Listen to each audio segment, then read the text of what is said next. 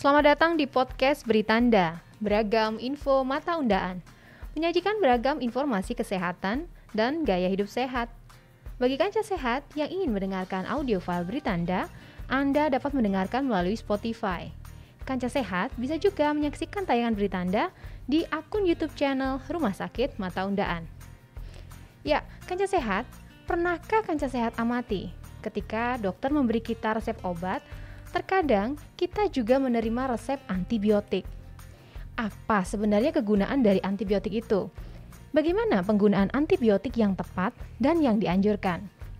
Nah, di episode podcast Beritanda kali ini, kita akan memahami lebih jauh tentang penggunaan antibiotik secara bijak. Untuk itu, hadir bersama saya saat ini, salah satu staf farmasi Rumah Sakit Mata Undaan, Mas Antonius Bayu S. Farm Apoteker. Ya, Mas Antonius, apa kabar? Baik, Mbak. Baik ya, ini sudah kedua kali ya mengisi podcast Beritanda. Sering-sering ya, nanti jadi narsum kita ya. Oke, Mas Bayu, Mas Antonius Bayu ya, mungkin lebih enaknya dipanggil Mas Anton aja ya. Oke, nah kita tadi sudah buka di awal pembukaan tadi, kita ngomong tentang antibiotik. Nah, mungkin kanca sehat yang sedang mendengarkan podcast kali ini sering juga ya mendengar istilah antibiotik, tapi belum tahu betul sebetulnya apa sih antibiotik itu, Mas? Apakah dia ini semacam obat, suplemen, atau apa ya sebetulnya? Ya, perlu diketahui sebelumnya antibiotik itu adalah obat yang diindikasikan secara klinis untuk mengatasi suatu infeksi bakteri dalam tubuh. Obat ini adalah obat keras dalam daftar G atau istilah dalam farmasi itu berlogo K atau keras. Itu yang dalam penggunaannya harus melalui pemeriksaan medis oleh dokter atau klinis. Fungsi utama dari obat antibiotik ini adalah untuk mencegah atau menghambat atau mematikan pertumbuhan atau perkembangan dari bakteri itu sendiri sehingga tidak meluas ke jaringan tubuh yang lain. Seperti itu. Oke. Jadi memang salah satu jenis obat ya. Iya. Baik ya, sudah clear ya di sini ya kanca sehat. Kita lanjutkan. Nah, kalau seperti itu, apakah obat antibiotik ini memiliki jenis-jenis tertentu atau memang ada perbedaan begitu ya antara antibiotik satu dengan yang lain? Iya, antibiotik itu sendiri di dalam istilah informasi kefarmasian itu dibedakan beberapa diberikan berdasarkan mekanisme kerjanya. Seperti yang pertama itu antibiotik yang menghambat sintesis dinding sel itu seperti yang kita kenal seperti amoksisilin. Kemudian ada golongan yang kedua antibiotik yang menghambat sintesis protein yang kita kenal clindamycin. Kemudian ada antibiotik yang menghambat sintesis folat, itu yang kita kenal sebagai antibiotik sulfonamid atau trimethoprim. Kemudian yang keempat antibiotik yang menghambat sintesis asam nukleat atau yang kita kenal dengan ciprofloxacin, ofloxacin dan sebagainya, seperti itu. Jadi memang ada jenis-jenisnya. Tergantung juga dari ininya ya, tujuan menghambatnya itu menghambat di bagian mana begitu ya, Mas Anton ya. Betul seperti itu ya. Baik. Nah, kita coba lanjutkan. Sebenarnya konsumsi obat antibiotik ini apakah memang dikhususkan untuk penyakit-penyakit tertentu, Mas? Iya. Jadi penggunaan obat antibiotik ini dalam terapi pengobatan memang sebetulnya harus diindikasikan untuk kasus-kasus yang benar-benar membutuhkan antibiotik seperti untuk mengatasi adanya suatu infeksi dalam tubuh.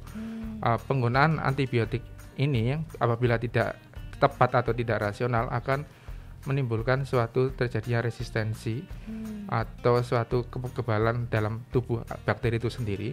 Di samping itu juga memicu terjadinya efek samping obat atau reaksi dari obat itu terhadap tubuh orang itu sendiri.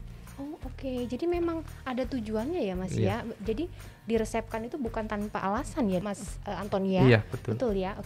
Baik. Nah, apakah ada juga antibiotik yang khusus untuk penyakit mata nih, karena kita kan di Rumah Sakit Mata Undaan ya. Nah, untuk resep-resep obat yang biasanya diberikan oleh dokter itu juga memiliki antibiotik khusus untuk mata? Iya, untuk pemilihan terapi antibiotik ini dalam hal ini khususnya penyakit mata itu harus diindikasikan secara klinis melalui pemeriksaan dokter yang didukung oleh hasil laboratorium Oke. yang menyatakan bahwa orang tersebut atau pasien itu membutuhkan antibiotik karena ada suatu infeksi di dalam tubuhnya. Oke. Sediaan antibiotik yang kita kenal di rumah sakit kita ini biasanya yang diresepkan dalam bentuk antibiotik topikal kayak salep, tetes, kemudian antibiotik oral seperti tablet dan kapsul seperti itu. Oke. Jadi memang ada ya, Iya. untuk mata itu ada ya, Iya. Mas Anton ya. Nah, oke, kalau seperti itu, misalkan seseorang itu ingin membeli antibiotik langsung sendiri begitu ya, Iya. ke apotek, apakah tanpa resep dokter itu sebetulnya bisa ya, Mas Anton? Seperti yang saya jelaskan tadi, antibiotik itu adalah obat keras, Iya. harus dengan pemeriksaan medis oleh dokter atau klinis yang betul-betul diberikan kepada pasien atau seseorang jika di dalam tubuhnya ada suatu diduga adanya suatu infeksi, Iya.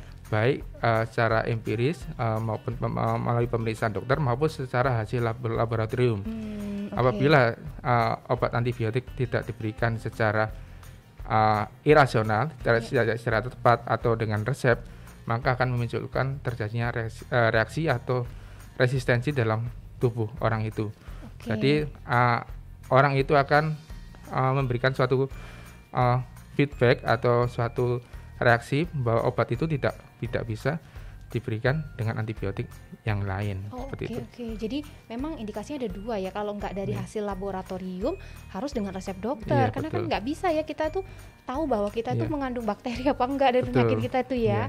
Iya. Ya, semakin jelas ya Kanca Sehat.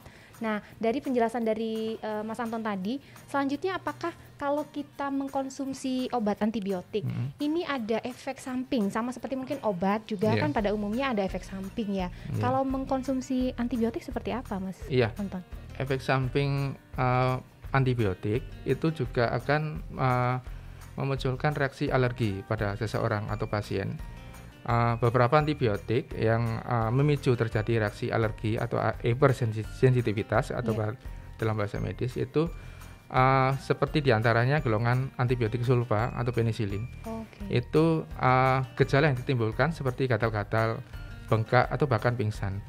Jadi dan juga antibiotik juga memicu efek samping jika diberikan bersama dengan obat lain atau dengan makanan. Seperti dalam hal ini pemberian obat antibiotik golongan ciprofloxacin diberikan bersama dengan obat MAH atau antasida, itu akan berpengaruh terhadap efek antibiotik itu. Jadi antibiotik itu kadarnya berkurang di dalam darah. Jadi tidak kadar untuk membunuh kumannya lebih sedikit. Seperti itu. Oke. Kalau boleh saya minta bahasa awam nih sedikit Iya. nih, Mas Anton. Tadi kan nyebutin obat MAH. Iya. Ini yang nggak boleh itu obat MAH ketemu dengan antibiotik apa sih contohnya? Betul. Seperti yang saya bilang tadi, ciprofloxacin. Contohnya ada nama atau mungkin jenisnya, modelnya? Jenisnya kita misalkan kita minum misalkan ciprofloxacin dengan obat promah misalkan seperti itu. Itu kan berpengaruh terhadap obat ciprofloxacinnya itu, antibiotiknya itu. Oh, itu yang nggak boleh Iya, ya, nggak boleh, betul. asal campur begitu Iya. ya. Oke. Baik, udah jelas ya Kanca Sehat. Jadi memang akan menimbulkan efek samping jika kita mengkonsumsi antibiotik tidak sesuai dengan anjuran. Nah, yang selanjutnya ini kita juga sering nih dapat informasi nih, Mas Anton. Dari dokter, terutama ketika sudah terima resep baik itu obat ataupun antibiotik harus dihabiskan begitu ya. Iya. Ini harus sampai habis. Nah, kenapa sih ada informasi yang seperti itu? Kenapa harus sampai habis dan apa efeknya kalau nggak habis? Ya. Jadi gini, saat dokter atau klinis meresepkan obat antibiotik, obat tersebut harus diminum sampai habis. Misalkan kita diresepkan obat amoxicillin dengan dosis 3 kali 500 mg diberikan selama 3 hari atau 10 tablet itu, kita harus meminumnya obat itu tiap 8 jam, 1 tablet dalam sehari. Apa akibatnya jika kita tidak minum sampai habis? Akibat yang ditimbulkan adalah bakteri yang di dalam tubuh kita yang sifatnya lemah itu akan mati, tapi yang bakteri yang kuat akan tetap bertahan lama, dan itu yang akan memicu terjadinya resistensi suatu kekebalan bakteri terhadap obat antibiotik. Oke. Seperti itu. Ya, itu tadi ya Kanca Sehat, jika memang sudah diresepkan untuk dihabiskan, maka sebaiknya kita memang menghabiskan antibiotik yang memang sudah diberikan oleh pihak klinis atau dokter tadi. Nah, yang terakhir ini sebagai penutup kita juga nih Mas Anton, sebagai seorang apoteker juga ya. Nah, saya sendiri kan juga kadang tuh mau tanya ke staf apoteker ya, nanya banyak gitu kan agak sungkan ya kadang-kadang ya. Jadi kita jadi ngobrolin antibiotik ini jadi tahu kenapa sih kok ada yang harus di dua ya, modelnya ada obat, ada antibiotik. Ternyata memang fungsinya berbeda. Dan itu juga ada maksudnya ya, kenapa kok diresepkan. Nah, yang ingin kami juga tanyakan itu sebetulnya saran dari seorang apoteker itu untuk kita yang masih mungkin pasien ataupun masyarakat awam, penggunaan yang baik dan dianjurkan itu seperti apa dari sisi Mas Anton selaku apoteker? Iya, jadi obat antibiotik itu merupakan obat keras, obat yang diperoleh atau indikasinya melalui pemeriksaan klinis atau dokter. Jadi apabila kita diresepkan oleh seorang dokter untuk meminum obat antibiotik tersebut, kita harus meminumnya dengan interval waktu lama pemberian, dosis sesuai sampai obat itu habis. Dalam mengkonsumsinya, apabila kita tidak mengkonsumsi sampai habis, maka akan timbul terjadinya resistensi. Kemudian apabila kita meminum diresepkan, misalkan katakanlah obat itu 10 tablet, baru 1 hari kita menimbulkan gejala yang baik, kita berhenti, itu akan salah. Maksudnya tubuh kita akan memicu terjadinya resistensi. Jadi obat itu harus diminum sampai habis. Dan jangan menyimpan obat antibiotik di dalam rumah sebagai persediaan. Itu, ya. Bukan untuk cadangan ya, antibiotik itu memang harus habis dan udah selesai dibuang. Baik. Nah, Kanca Sehat, semakin tambah juga ya informasi kita tentang antibiotik.